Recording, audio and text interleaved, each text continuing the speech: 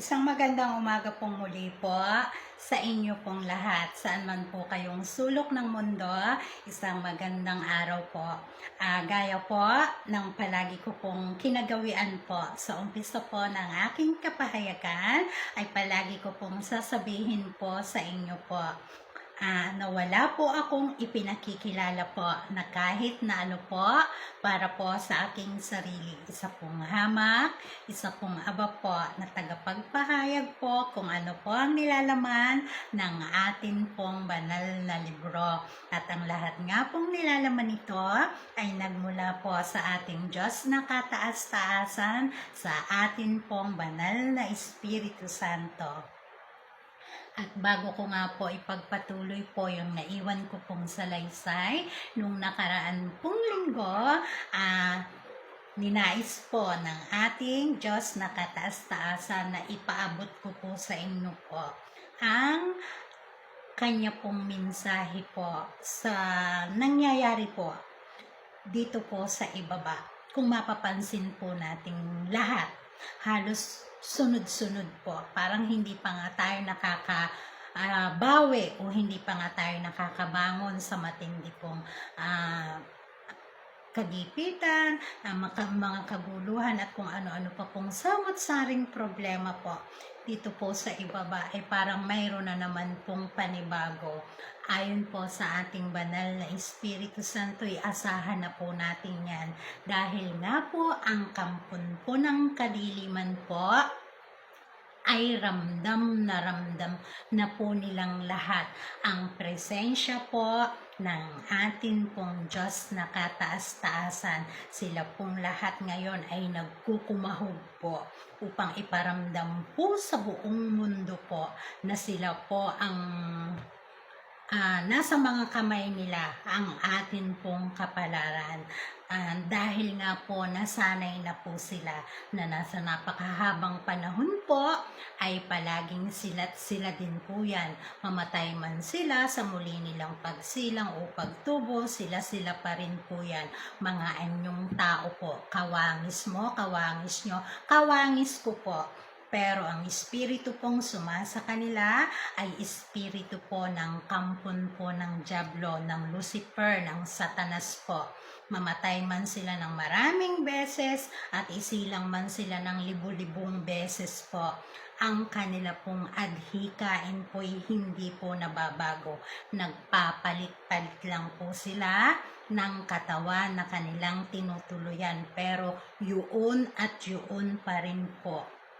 At ngayon nga pong dumating na sa hangganan ng paglalakbay ang mahal na Birheng Maria na katawan po ng ating Diyos na kataas-taasan, ang atin pong banal na Espiritu Santo po ay direkta na pong nagpaparamdam dito po sa ibaba at yan po ang yumayanig po sa kanila sa lahat po ng kampon po ng kadiliman dahil hindi po nila kayang tanggapin o paniwalaan na mayroon pong totoong Diyos dahil ang mga Diablo po, ang mga Diablo pong yan na nagpalaganap ng kung ano-ano pong kasaysayan ay alam po nila na ang kanila pong idiniklara na yon ang sinasabi ng lahat na Haring Hesukristo ay hindi po yun ang tunay.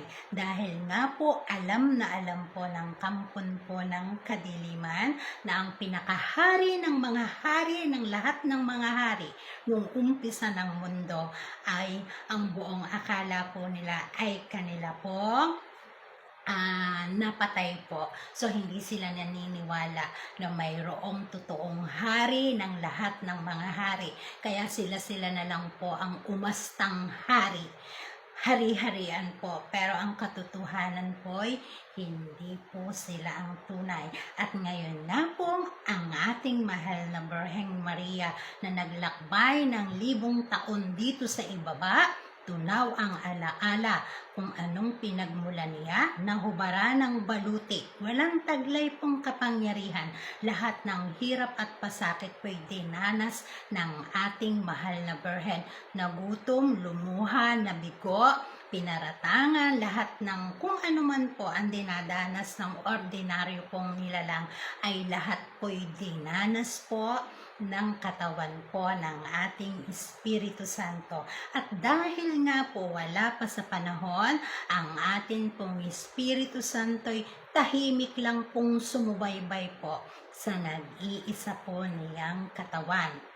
At dahil nga po dumating na tayo sa tinatawag na pinali, hangganan ng paglalakbay ng ating mahal na Birheng Maria, ng mga paa ng ating mahal na Birheng Maria ay umapak na sa tinatawag na karugtong po ng Hardin ng Eden. Doon na po ginising at sinaklot ng kanyang Espiritu Santo ang ating mahal na Birhen upang unti-unti po'y manumbalik po ng ganap ang kanya pong alaala. Unti-unti po, marahan, hindi pinilit, hindi po punuwersa. At ngayon nga pong ganap at buo na ang mahal na Birhen. Kung sino siya mula sa umpisa ng mundo, ay diyan na po naligalig po ng husto ang kampon po ng kadiliman. Yan po ang dahilan po. Kaya po walang humpay. Sila po ang nagplano po ng lahat. Lahat ng kaguluhan, lahat ng gutom, karamdaman, etc. etc. po. Lahat pong dinadanas na pasakit po sa ibaba ay sila po ang lumikha niyan upang ang sisi po ay ibalik po sa Diyos na tunay.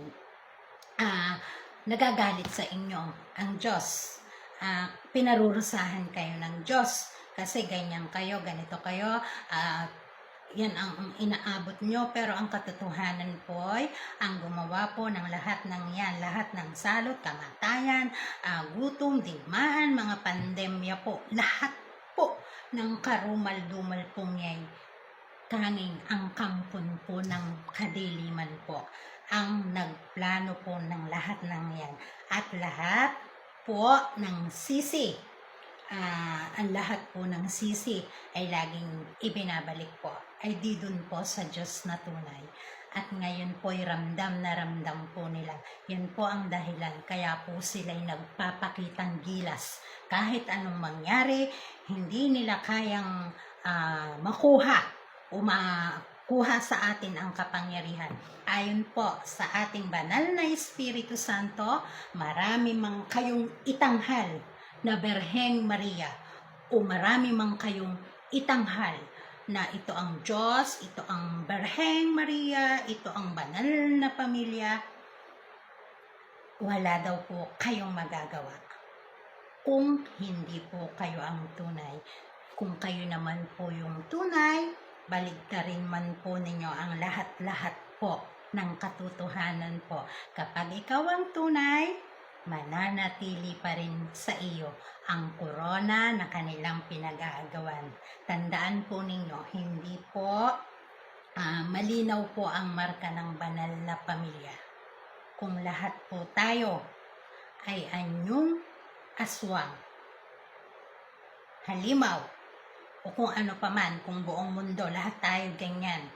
Ang banal na pamilya po, ang nag-iisa pong grupo ng tunay na tao po. At ang kanila pong kinang ay hindi kayang dayain, hindi kayang linlangin po ng kahit na sino man.